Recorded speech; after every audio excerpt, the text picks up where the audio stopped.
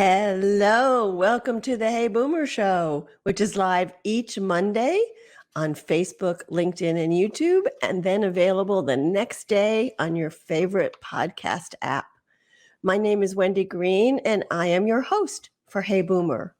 And Hey Boomer is for those of us who believe we are never too old to set another goal or dream a new dream. It is for lifelong learners who have found meaning and are finding meaning and purpose in their lives and are living their best lives into this new chapter. We at Hey Boomer are on a push to grow our Hey Boomer Walk to End Alzheimer's team. And what I would like to do is welcome our newest walk member, Kathy McAfee. She joined our Greenville, South Carolina team. We also have Melanie Whitlock, who is out in Clear Lake, California, and you can join her team, her Hey Boomer team, or Bernadette Wagner. She's having a team out in Hagerstown, Maryland. Everybody who joins the team is going to get a cute Hey Boomer hat that you can wear for the walk, and you can wear afterwards with great pride because you are a boomer. So join our team, any of these teams, by going to act.alz.org/go-to/heyboomer. And if you don't want to walk with us or you feel like you can't, you can still go ahead and contribute so that we can find a cure and end this disease, and meanwhile help people that are still going through the disease. I also wanted to mention the What's Next group coaching program. This program helps answer the question, who am I now? Who do I want to be? Will I ever feel useful and productive in society again? And what is my value to my family, my community, my society, now that I am no longer fully employed or following my career path? At the end of the 6-week program, you will have a 6-month plan and possibly a 12-month plan. And the next cohort begins on September the 20th. And let me show you how you can reach out. You can go to calendly.com/heyboomer/20min, and we can set up a free 20-minute consultation, find out where you're at, where you want to be, see if this makes sense to you, or you don't have to talk to me if you don't want to. You can just check out the program at heyboomer.biz/coaching and learn all about it. It really can be a program that can move you into your next chapter with great comfort and ease. So let's get to what we're talking about today. And I've been struggling with this topic a little bit, the toxicity of the wellness culture. I mean, I mostly try to eat healthy. Excuse me. I take supplements. I exercise most of the time, probably not as much as I should. And I have to admit, I am a fair weather walker and hiker. When it is cold and rainy, I am not the one that's out there. But I do get uncomfortable when the scale says I've gained a few pounds. And all of these beliefs about weight and fitness and, behaviors, these all are reinforced by my family and by the media. We all hear comments like, oh, she's really put on some weight. Or, well, wouldn't she be pretty if she just lost some weight?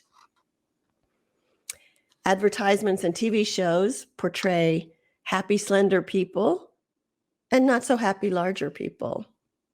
And if they're heavy, older people, the images can be even more demeaning. So preparing for this show has shown me how much I've bought into these ideas that fat is bad and skinny is good. Did you know that we as a society spend over $35 billion on diet products annually? It is a lucrative industry. And diet culture is that collective set of social expectations telling us that there's one way to be and one way to look and one way to eat so that we are a better person and we're a more worthy person if our bodies are in that mold that we all hear about. So today we're going to dissect what it is meant by the wellness culture, how it can be toxic, and how it affects us as we age. And I really want you to join in and ask questions because, a lot of this is learning for me, and I'm sure it's learning for you. So feel free to join us. And let me bring on our expert today. Her name is Debra Benfield. Hi, Deb. Hi, Wendy. Hey, everybody. So Debra invites you to join her on the intersection of pro-aging and body liberation on her newest website, debrabenfield.com. From her experience, she understands how aging creates vulnerability to the ageist diet wellness culture and how frustrating it is to find a profound lack of body respect in the pro-aging movement. And I had to check with her on that quote because I was like, wait, pro-aging, aren't we like all about accepting where we are? Well, you're going to hear about some of how it's not accepting. Deb is a registered dietitian nutritionist with over 35 years of experience in that field. She's also a registered yoga teacher. She is the founder and owner of Body and Mind Nutrition, a group practice of registered dietitians and nutritionists. And like I said, the founder of her newest site, which is more focused on the aging. She'll tell us more about that, debrabenfield.com. She's passionate about preventing and treating disordered eating and eating disorders and supporting you in feeling more comfortable and confident in your relationship with food, eating, and your body. So, Deb, tell me how you got into this field in the first place, and then kind of what your journey has been to move more into the aging space. Well, I first want to thank you. I really appreciate your openness to this conversation because I know it's kind of tricky and surprising to think about how the pro-aging movement may have some problems with how we look at bodies. Mm-hmm. And I think that may be more true for women's bodies. I also want to say that my pronouns are she, her, hers. And I want to talk just a minute about my vocabulary. You will hear me say obesity right now as a word that I will not be saying any further. I believe that the way we talk about bodies further stigmatizes and pathologizes bodies that are fat. And fat, in my worldview, is a descriptor. Just like you have red hair, Wendy, I believe. It's just a descriptor of who you are.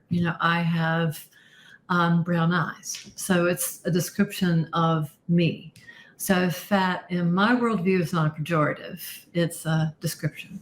So you'll hear me say fat and not the ob-goggling words. And I'll talk a lot more about that later, too. So I got into this because I really like talking to people as whole human beings. So when I started my career, I pretty quickly started referring clients to therapists to talk about issues outside of what was going on in their eating and their relationship with their bodies. And I happened to develop a relationship with a therapist that was amazing. Her name is Joan Wilkins, and she was my supervisor, and her specialty was eating disorders. So I, very early in my career, started developing this curiosity and interest in learning more. And it's just kind of become what I do. And I'm very passionate about the work. It's very rewarding to to watch and work with a woman who starts to become more powerful in her life and doesn't kind of give her power away by wanting to shrink herself. So I hope that's And enough. so, We're going to be talking a well, lot and more so, about that. we talked about the early time, getting into the eating disorders, but now you're moving into Yes. how it's affecting us as we age. Yes. So yes. what brought your interest there? Well, I will be 64 in December. And when I turned 60, I also became a grandmother for the first time. Oh, congratulations. Thank you. And so something happened in my head where I just wanted to do more research on what we know to be true about how to support aging with vitality.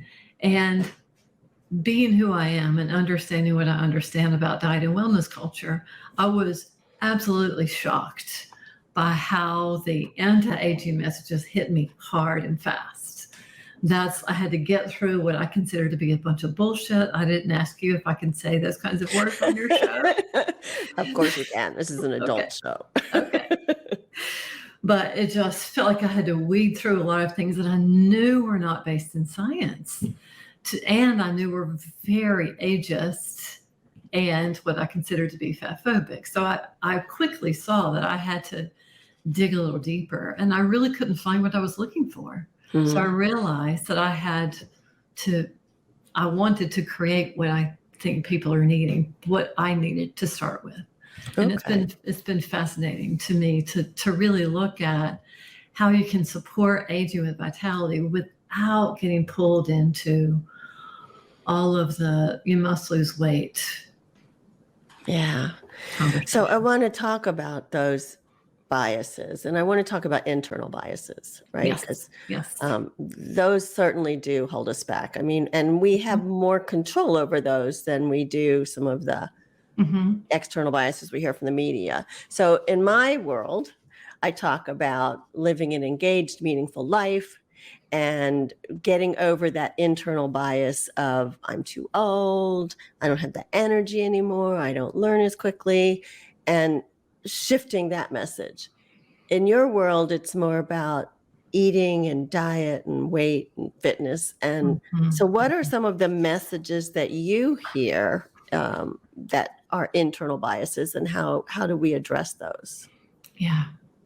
I think that I really love that we're kind of focused on a particular group of people right now, because coming of age, when we all came of age, I went back and looked at the timeline of how women's bodies were portrayed in the media. In the 40s and 50s, women's curvy and voluptuous bodies were heralded as the ideal, the beauty ideal. And as a matter of fact, there is evidence of like ads for weight gain products during Really? that time. Yes, I'll show you. But there are, like, you can't be too skinny in the 40s and 50s. That's not appealing. Now, of course, all of this is marketed to women. Right. And then guess what happened in the 60s? Twiggy entered our lexicon, and the diet industry took hold and just blew up. And women quickly believed they had to be like Twiggy, and which, in my opinion, is unachievable and ridiculously thin and likely fragile. And if you pursue that kind of ideal, you have to diet. I mean, that's what happened, is the women believed that in order to be beautiful, in order to be valued, in order to have worth, they must diet. So I don't know if you watched Mad Men. I watched some of that, yeah. I think the character Betty Draper is an amazing character to talk about when it comes to this, because that show took place when all of this happened. And it's set in that time period. And I think they did a great job of showing what happened, especially with women in that time. And she joined Weight Watchers, and that was the classic choice. And they show her in several shows, going back into the kitchen and, sneaking her food and actually binging the foods that she was deprived of. So it's really interesting to look at how in the 60s, the diet industry took hold because women felt to be worthy, to be loved, to be valued, they must be thin. And I really feel like that's where it really shifted in a big way. And also what you're describing about the money that was to be made based on that. And there are a lot of people that believe that it's not surprising that that's also when the women's movement was taking place, and that perhaps it was kind of this interesting way to get women to be disempowered. If they're really focused on dieting, they won't have as much of a voice. They won't have as much power. So Naomi Wolf's book, The Beauty Myth, is a wonderful book to read if you want to dig into that concept. Interesting. And she's not the only one that believes that, but that book is very powerful. And what's interesting, Deborah, is that if that started in the 60s, here we are, 60 years later, and it's still going on. I mean, I can look in my cabinet. I have the whole body diet. I have, Diet for a Small Planet. I have South Beach Diet. I have like all these books because I'm like, oh gosh, I've got to lose a little weight, and every trend changes. It's like, oh, okay, don't eat carbs. Well, now you should eat carbs. Don't eat fruit. Well, now you should eat fruit. It's like count calories. Don't count calories, and it's so confusing. And no wonder it creates disordered eating. I don't know about eating disorders. So, maybe you can differentiate that for me because I don't understand that. Yeah, we're definitely going to talk about that. I don't know if you want to jump into that now, but I think we need to talk. I know it's way outside the scope of the show to get too detailed about eating disorders, but I think it is helpful to look at what is normal and what is disordered and what is an actual diagnosable eating disorder. Yeah. Do you want to do that now? Well, first of all, Anila says, what was the name of that book you mentioned? It is titled The Beauty Myth. The Beauty Myth. Okay. And the author is Naomi Wolf. Okay. It was written quite a while ago, but it's exceptional when you look into the principle that we're talking about. So we can go one of two ways. Why don't you describe the difference right now, and then we'll talk a little bit more about the dieting and intuitive eating. How about that? Okay. So perhaps I feel that eating occurs on a continuum, and most of us kind of travel up and down that continuum, hopefully not too far toward disordered eating. But normal eating is easy. Normal eating is messy. It's eating when you're hungry, when your body says it's time to eat, and stopping when you're full. And eating a variety of foods that satisfy you so that you can actually notice when you're satisfied and full.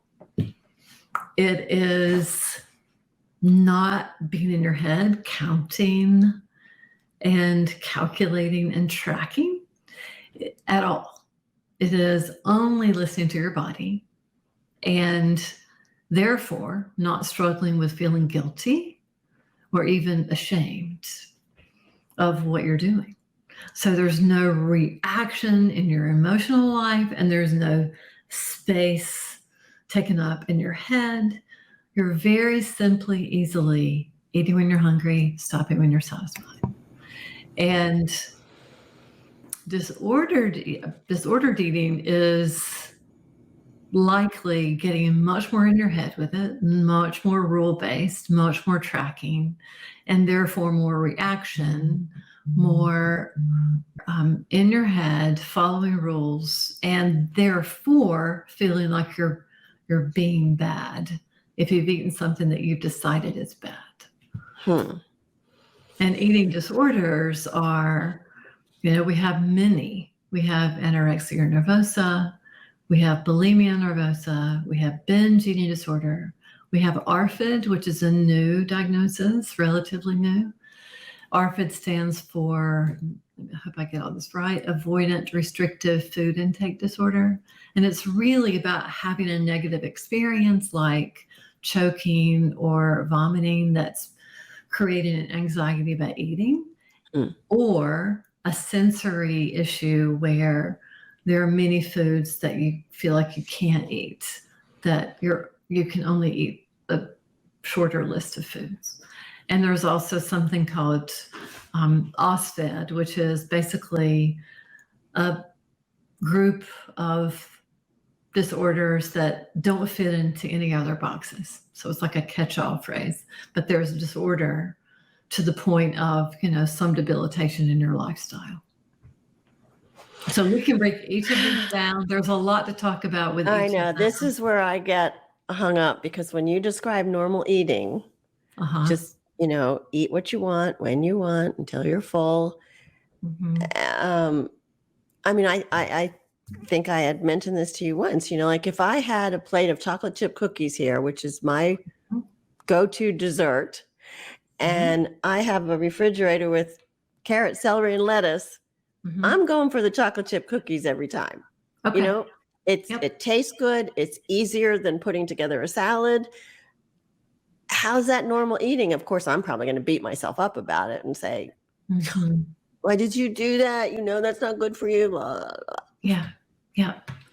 Well, I do want to say, you mentioned before that, there was this diet and that diet, and sometimes they contradict each other. I do want to say that probably every single client that I work with comes to me with that particular feeling of overwhelm by all the different kinds of diets that have, they've heard about, feeling like kind of lost in like, which way do I go? Because they're so contradictory.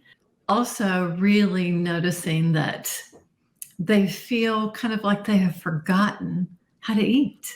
Like actually, like I forgot how to eat. I've lost my way because of all the diets that they've been on. And they may not have a full-blown eating disorder, but they are feeling all those things. So trying to find their way back. So the way that we find your way back is by trying to get out of your head and starting to realize that your body carries innate wisdom, that your body actually knows when you need to be nourished and what foods would nourish you and when you've had enough. Now, there's a look on your face that is the look on most people's faces. It's like, I can't believe that could possibly be true. But if you think about, if you've been around a baby, you know that a baby cries a very distinct, I'm hungry cry. It's very distinct. And babies pull away when they've had enough, when they're satisfied.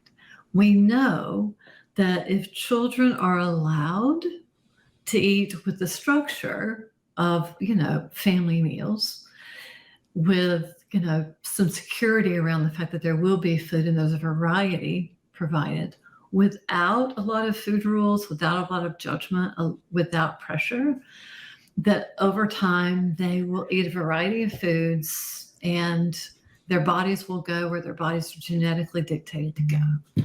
And sadly, nobody really allows that to happen. I think it's more and more true because parents are being taught that this is the way to actually raise competent eaters, to prevent children from getting eating disorders, because eating disorders are very much on the increase right now. And we're all born with that capacity. It's the culture, the cultural messages, the diets, the millions, billions of dollars that market those diets that make us no longer trust ourselves.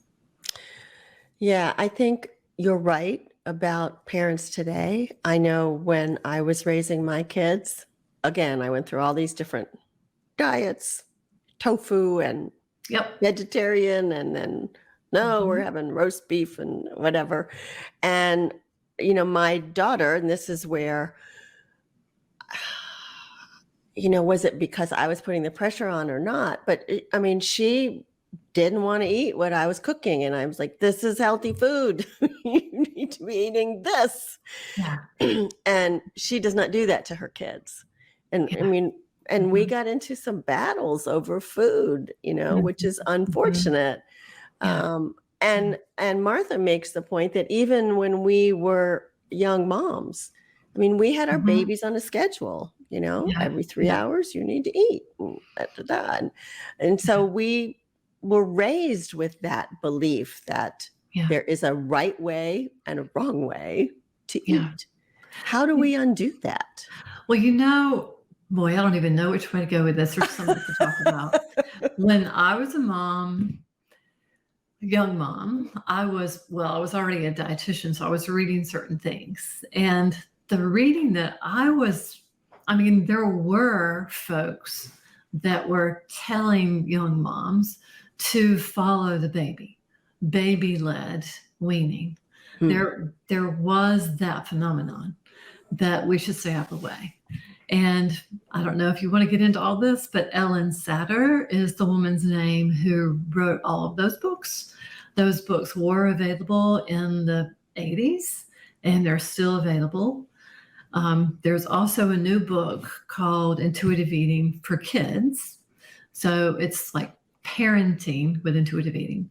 So this can be prevented, or we can develop a little bit more resilience in our children when they hit all the diet messages when they get to school or when they go to grandmother's house, because I think that's what you're describing. I don't know. I've heard so many clients talk about that rub in the family around what people say to the children about how they're eating. You know, if you think as the grandmother that there are certain rules or that you have concerns about the size of your grandchildren's bodies, you know, you can get all into like, well, do you really need that? Or like, should you eat your vegetables before you get your cookies? All the things. You clean your plate or not clean your plate. All those things are not helpful. The children actually can be trusted to feed themselves well if we stay out of the way. Again, very hard for people to believe, but the more you follow this intuitive eating way of feeding yourself and your family, the more you'll prevent disordered eating and eating disorders. So that's why I'm talking about it. And, you know, we haven't gotten into aging bodies yet. That's a whole nother conversation. Oh, right. Aging bodies. Yeah. And I think June raises a good question here. You know, eating because we're hungry, or are we eating because we're angry, or we're bored, Yeah. or we're lonely, or we're Yeah. tired, or Yeah. um, Yes. So discerning that, you can't discern that if you're not slowing down and paying attention. So the principles of intuitive eating, we're way into this really fast. yeah, let it go. The principles of intuitive eating start with ditching diet mentality. You have to get rid of the good, bad list in your head first so that you can really listen to your body. If you're still in your head with, well, I shouldn't have this or I should have that, it's very hard to get this discernment, to give yourself space for this discernment. So to slow down and eat as mindfully as you can. I know we're all really distracted and moving really fast. So it's not that easy to slow down and notice your body. I mean, I'm a yoga teacher, and the reason I'm a yoga teacher is because I think you have to have embodiment practices where you kind of ground yourself, like perhaps if you say grace or if you try to have gratitude for the food in front of you, to also notice your body. And I do this because this is what I do. I put my hands on my heart and my belly to notice like my own body's hunger first. And the principles of intuitive eating are to dismantle diet culture in your head, to notice your hunger sensation, to eat foods that are satisfying, and we can talk more about that, so that you can stop when you're full. And emotional eating, as the question that's in front of us, that's very real. Emotional eating's normal human behavior. Nobody likes to hear that either. Is actually, that's very normal. And can you develop some skills that help you manage your emotions in other ways as well, so that you have choices? Like, I know I'm really angry, so I need to go punch the pillows, or go for a walk, or call a friend, or write in my journal, or just sit and let yourself feel, let yourself ride the wave of anger, because it does pass. All right. So It's a lot. It's a lot. That's a lot, not a lot. easy. I mean, you it's started by simple, but not saying, easy. yeah. Okay, good. There's the distinction, because I'm going to say you started by saying normal eating is simple, but it's not easy to be mindful, to slow yourself down, to be out in a group, or to feel frustrated and not want to just go grab a chocolate bar or something. So let's talk about the aging, right? Okay. So easy for me to see how the anti-aging movement is displaying perfect bodies and, get rid of the wrinkles and all of that. And they're trying to sell something, just like the diet industry. But talk to me about how the pro-aging industry is not respecting the way we look. Well, what I am noticing on social media especially is a lot of thin white bodies. So the person who taught me the most about all of these issues in our culture is Sonia Renee Taylor. She wrote a book called The Body Is Not an Apology. The Body Is Not an Apology. Okay. And she talks about how we live in a culture that has a body hierarchy. The default body that's at the top, that everybody knows without knowing, is thin, young, male, heterosexual, cisgendered, able-bodied, white, probably neuronormative, all of those things. That kind of body, people that live with that kind of body, have power and easily belong in our culture. If you are anything other than that, and you may have one or more things that are not in that description, you're more in the margins, therefore more marginalized. We marginalize people based on their bodies. And the more marginalized you are, the more marginalized your identity is, the more you're at risk of wanting to be thin. Because the feeling is, well, I can at least be thin. If I am a woman, I can at least be thin. If I'm old, I can at least be thin. If I'm disabled, I can at least be thin. Right. If I'm black or brown, I can at least be thin, because it brings you into feeling like you may belong. You may have more of a sense of power in our culture. You're not quite as invisible either. Right. Yes. Right. So there's increased pressure to be thin as you age. And if you have any other marginalized identity, it's even more so. In fact, I noticed in the most recent AARP magazine, they're all about pro-aging, right? One of their articles was how to stay thin if you're a chef. It's like, I would not even have noticed that, Deb, if I hadn't been talking to you. But yeah, it's like there's a lot of pressure. There is a lot of pressure. There's a lot of pressure. But okay, now I'm going to be devil's advocate. Okay. But we hear that if you are overweight, it's hard on your heart. You're at risk for diabetes. It's harder on your joints. I mean, it's not healthy. Yeah. So how do you deal with that image that we have, that belief that we've been told from the medical world and Mm-hmm. for years?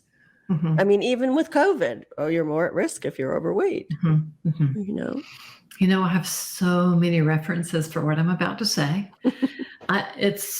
This is not my opinion. I try not to say anything that's my opinion because I am an old-fashioned scientist. I really like to read and learn and speak with an expert's, kind of status and through that lens. So what I'm going to say is I can send you lots of links to articles and podcasts, etc. So all of the research that talks about, I'm going to say the medical term, obesity, causes hypertension, heart disease, diabetes, even COVID. And not that it caused COVID. We can talk about that in just a minute. But all of that research is correlational and not causal. We have no causal research that shows that being a certain weight causes a disease process. What we have is certain activity patterns, certain particular dietary patterns, definitely genetics, definitely stress. There are many things that we actually do have research on that causes those diseases. And people have assumed because of correlation that's correlated, but it's actually the behavior. I have worked with many folks that are fat, that have high levels of fitness, that have perfect labs. I've worked with very thin folks that are not at all fit and that have high cholesterol, diabetes, hypertension. You cannot tell by looking at somebody that they're healthy. Being thin does not equal healthy. Losing weight does not equal healthy. As a matter of fact, what we also know is that yo-yoing, weight cycling, actually does cause hypertension and other aspects of heart disease. So we also know that 95% of people who go on diets regain the weight plus. So dieting is not a solution. So if I understand you right, what you're saying is that being fat does not cause hypertension, does not cause diabetes. It's the lifestyle around that's causing those illnesses. It's the particular kinds of behaviors, and it may be genetic. It may be stress and anxiety. We also know that having trauma experiences, especially early in life, is related to certain body sizes and diseases. So it's much more complicated than we assume. We make a lot of assumptions that make it very black and white and simplified. And there's a lot of problems with that because then people who are in fat bodies are stigmatized. They especially are stigmatized in the healthcare setting. Mm-hmm. So that kind of stress, and we also have research that weight stigma is a stressor that can contribute to disease process. So it's such a mess. Because you're afraid to go to the doctor because you're going to be embarrassed. And it's how you're treated when you do go to the doctor. Mm. There's shame. There's fat shame. There's body shame that's experienced. That's very legit. There's so much. Yeah, it's very, very messy. It's not, I'm afraid in our culture, we see it very simply that losing weight is good. Being thinner is good. Certain foods are superfoods and good. And it's so much more complicated. Then there's also access access to food. I think that we actually believe that there is a moral value to food and a moral value to thinness. That people are better people if they're thinner, and that eating certain foods are good. I mean, if you listen to what people say, I'm being sinful. Yeah. I mean, it gets really convoluted pretty quickly. I still need to learn a lot to shift my beliefs and to think that I'm not going to eat those chocolate chip cookies instead of the salad. Something we should talk about with intuitive eating is that there is a psychological phenomenon called habituation. That if you have something that you're deprived of course you want to eat it all. That's a normal reaction to deprivation. If you have permission to eat the food consistently, like if you start to bring chocolate chip cookies in and you eat them, you know you can eat them and you know you can have them whenever you're hungry again, you will start to lose interest in the chocolate chip cookies. Over time, you habituate to the cookies and they have less and less and less power over you. Okay. Well, we're getting towards the end here. I mean, we could probably talk for another couple hours on this. There's so much to talk about. I know. But give me a couple of takeaways that those of us who are just learning about this for the first time, what we can do to take this into this next chapter of our lives as we are aging. I think the first thing is to wrap your head around the fact that all bodies are worthy. I mean, we can't white knuckle and control our bodies into a particular size and shape. As a matter of fact, the more you try to do that, the more likely you are to get disordered in your eating. And you could end up with an eating disorder. And we didn't really get into that very much today, but it's a real problem with midlife and older women because you do feel like you can't control your body. And the more you white knuckle, the more disordered you become. So trying to be a little bit more compassionate with yourself and understanding that all bodies are worthy, number one. Number two, to try to, in my research, what I've found is the things that really contribute to aging with vitality and protective of getting disordered in your eating are moving your body so that it feels like play. So it's just like play, you have some joy in it. Trying to be socially connected. Trying to actually manage your stress, which I know is easier said than done. And to eat, with an intuitive eating mindset. All of that is protective and supports vital aging. So I don't know if that's enough takeaways. Yeah, thanks. I'm going to learn more about this intuitive eating because I certainly can do the good bad thing. Yeah. So if you want to reach out to Debra, you can email her at Debra Benfield, BENFIELD.com. You can find her on Instagram at Aging Body Liberation. And check out her new website. In fact, Deb, you have some kind of coaching program that's getting ready to start. Quickly tell us about that.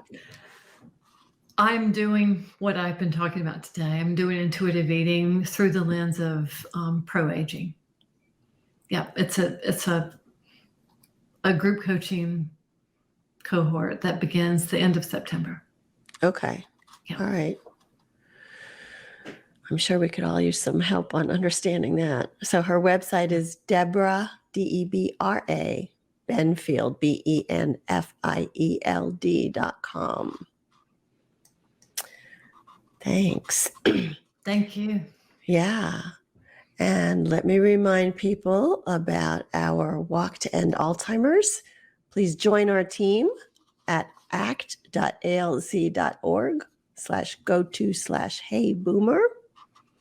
And check out Also at the end of September, September 20th, our Hey Boomer coaching, the What's Next After Your Full-Time Career. And that's at heyboomer.biz/coaching. So my guest for next week, her name is Melanie Gordon, and she's the founder of Do, Love, Walk Collective. And one of the programs Melanie offers through the collective are Ubuntu circles.